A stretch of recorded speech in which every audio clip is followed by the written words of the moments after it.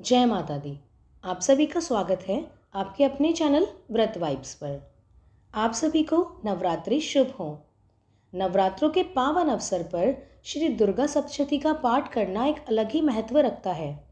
यह पाठ करते समय आपके मन में सच्ची श्रद्धा और विश्वास होना चाहिए। आपका उच्चारण स्पष्ट होना चाहिए और एकाग्र मन से होना चाहिए।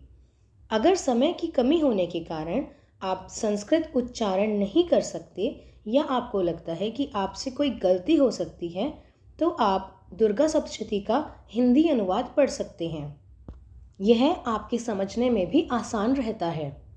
आज मैं आपको दुर्गा सप्तशती का हिंदी अनुवाद कर पाठ सुनाने जा रही हूँ, जिसके लिए मैं आशा करती हूँ कि आप एकाग्र मन से इसे सुनेंगे। सबसे पहले हम गणेश जी की स्तुति करेंगे, उसके बाद निर्वाण मंत्र, फिर देवी का कवच, अर्गला स्तोत्र, कीलक और उसके बाद हम दिवसवार पाठ पढ़ेंगे। चलिए माता का ध्यान करते हुए इस दुर्गा सप्तशती के पावन पाठ को हम शुरू करते हैं। जय माँ भगवती। हे माता रानी, यह पाठ करने में अगर भूलवश हमसे कोई कमी रह जाए तो कृपया आप उसे क्षमा करें। चलिए शुरू करते हैं। वक्रतुंड महाकाय सूर्यकोटि समप्रभा निर्विघ्नं कुरु मे देव सर्वकार्येषु सर्वदा। ओम ऐं ह्रीं क्लीं चामुंडाय विच्चे। अथ देवी कवचम। ओम चंडिका देवी को नमस्कार है। मार्कंडे जी ने कहा, पितामह, जो इस संसार में परम गोपनीय तथा मनुष्यों की सब प्रकार से रक्षा करने वाला है और जो अब तक आपने दूसरे किसी के सामने प्रकट नहीं किया हो, ऐसा कोई साधन मुझे बताइए। ब्रह्मा जी बोले, ब्राह्मण, ऐसा साधन तो एक देवी कवच ही है, जो गोपनीय से भी गोपनीय, पवित्र तथा संपूर्ण प्राणियों का उपकार करने वाला है। महामुने, उसे श्रवण करो। देवी की 9 मूर्तियां हैं, जिन्हें नव दुर्गा कहते हैं। उनके पृथक पृथक नाम बताए जाते हैं। प्रथम नाम शैलपुत्री, दूसरी माता का नाम ब्रह्मचारिणी है, तीसरा स्वरूप चंद्रघंटा के नाम से प्रसिद्ध है, चौथी मूर्ति को कूष्मांडा कहते हैं, पांचवी दुर्गा का नाम स्कंद माता है, देवी के छठे रूप को कात्यायनी कहते हैं, सातवां कालरात्रि और आठवां स्वरूप महागौरी के नाम से प्रसिद्ध है। नवी दुर्गा का नाम सिद्धिदात्री है। ये सब नाम सर्वज्ञ महात्मा वेद भगवान जी के द्वारा ही प्रतिपादित हुए हैं। जो मनुष्य अग्नि में जल रहा हो, रणभूमि में शत्रुओं से घिर गया हो, विषम संकट में फंस गया हो तथा इस प्रकार भय से आतुर होकर जो भगवती दुर्गा की शरण में प्राप्त हुए हों, उनका कभी भी कोई अमंगल नहीं होता। युद्ध के समय संकट में पड़ने पर भी उन पर कोई विपत्ति नहीं दिखाई देती। उन्हें शोक, दुख और भय की प्राप्ति नहीं होती। जिन्होंने भक्तिपूर्वक देवी का स्मरण किया है, उनका निश्चय ही अभ्युदय होता है। देवेश्वरी, जो तुम्हारा चिंतन करते हैं, उनकी तुम निसंदेह रक्षा करती हो। चामुंडा देवी प्रेत पर आरूढ़ होती हैं, वाराही भैंसे पर सवारी करती हैं, इंद्री का वाहन ऐरावत हाथी है, वैष्णवी देवी गरुड़ पर आसन जमाती हैं, माहेश्वरी वृषभ पर आरूढ़ होती हैं, कौमारी का वाहन मयूर है, भगवान विष्णु की प्रियतमा लक्ष्मी देवी कमल के आसन पर विराजमान है और हाथों में कमल धारण किए हुए हैं। वृषभ पर आरूढ़ ईश्वरी देवी ने श्वेत रूप धारण कर रखा है। ब्राह्मी देवी हंस पर बैठी हुई हैं और सब प्रकार के आभूषणों से विभूषित हैं। इस प्रकार ये सभी माताएं सब प्रकार के योग शक्तियों से संपन्न हैं। इनके सिवा और भी बहुत सी देवियां हैं जो अनेक प्रकार के आभूषणों के शोभा से युक्त हैं तथा नाना प्रकार के रत्नों से सुशोभित हैं। ये संपूर्ण देवियां क्रोध में भरी हुई हैं और भक्तों की रक्षा के लिए रथ पर बैठी दिखाई देती हैं। ये शंख, चक्र, गदा, शक्ति, हल और मूसल, खेटक और तोमर, परशु तथा पाश, कुंत और त्रिशूल एवं उत्तम शार्द धनुष आदि अस्त्र शस्त्र अपने हाथों में धारण करती हैं। दैत्यों के शरीर का नाश करना, भक्तों को अभयदान देना और देवताओं का कल्याण करना, यही उनके शस्त्र धारण करने का उद्देश्य है। कवच आरंभ करने से पहले इस प्रकार प्रार्थना करनी चाहिए। महान रौद्र रूप, अत्यंत घोर पराक्रम, महान बल और महान उत्साह वाली देवी, तुम महान भय का नाश करने वाली हो। तुम्हें नमस्कार है। तुम्हारी ओर देखना भी कठिन है। शत्रुओं का भय बढ़ाने वाली जगदम्बिके, मेरी रक्षा करो। पूर्व दिशा में इंद्र शक्ति मेरी रक्षा करें। अग्निकोण में अग्नि शक्ति, दक्षिण दिशा में वाराही तथा नेतृत्व कोण में खड़गधारिणी मेरी रक्षा करें। पश्चिम दिशा में वारुणी और वाव्य कोण में मृग पर सवार करने वाली देवी मेरी रक्षा करें। उत्तर दिशा में कौमारी और ईशान कोण में शूलधारिणी देवी रक्षा करें। ब्रह्मणी, तुम मेरे ऊपर की ओर से मेरी रक्षा करो और वैष्णवी देवी नीचे की ओर से मेरी रक्षा करें। इस प्रकार शव को अपना वाहन बनाने वाली चामुंडा देवी दसों दिशाओं में मेरी रक्षा करें। जया आगे से और विजया पीछे की ओर से मेरी रक्षा करें। वाम भाग में अजिता और दक्षिण भाग में अपराजिता रक्षा करें। उद्धोतनी शिखा की रक्षा करें। उमा मेरे मस्तक पर विराजमान होकर रक्षा करें। ललाट में मालाधरी रक्षा करें और यशस्विनी मेरे भोहों की रक्षा करें। भोहों के मध्य भाग में त्रिनेत्रा और नथनों की यमघंटा देवी रक्षा करें। दोनों नेत्रों के मध्य भाग में शंखिनी और कानों में द्वारवासिनी रक्षा करें। कालिका देवी कपोलों तथा भगवती शांकरी कानों के मूल भाग की रक्षा करें। नासिका में सुगंधा और ऊपर के ओष्ठों में चर्चिका देवी रक्षा करें।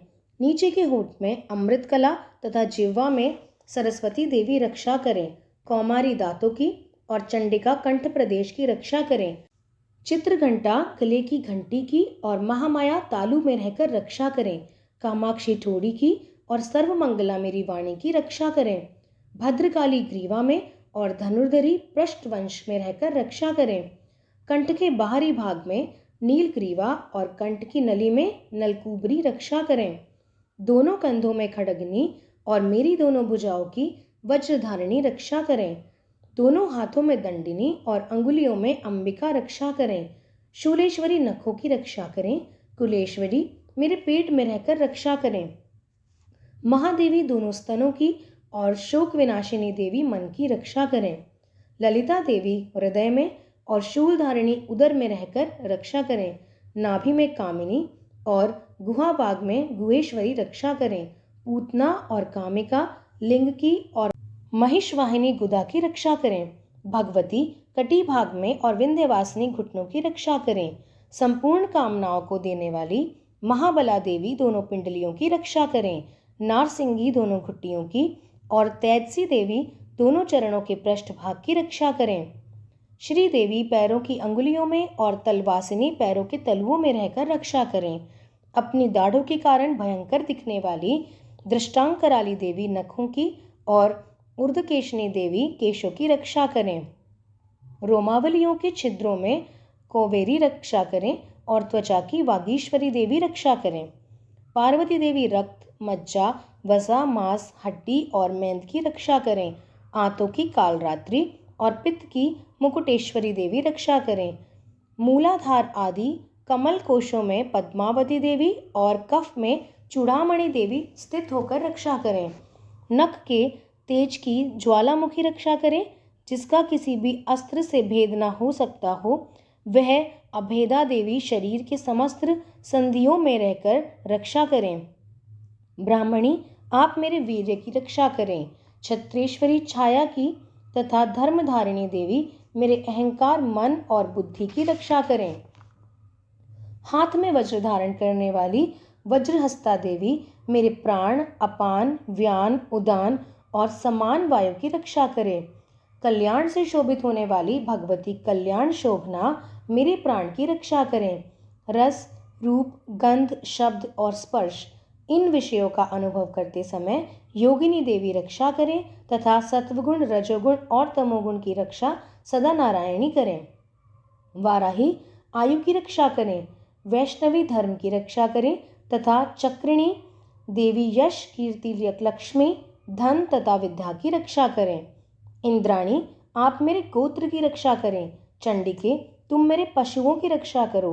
महालक्ष्मी पुत्रों की रक्षा करें और भैरवी पत्नी की रक्षा करें। मेरे पथ की सुपथा तथा मार्ग की क्षेम करी रक्षा करें। राजा के दरबार में महालक्ष्मी रक्षा करें तथा सब ओर व्याप्त रहने वाली विजया देवी संपूर्ण भयों से मेरी रक्षा करें। देवी जो स्थान कवच में नहीं गाया गया है अतएव रक्षा से रहित है, वह सब तुम्हारे द्वारा सुरक्षित हो, क्योंकि तुम विजयशालिनी और पापनाशिनी हो।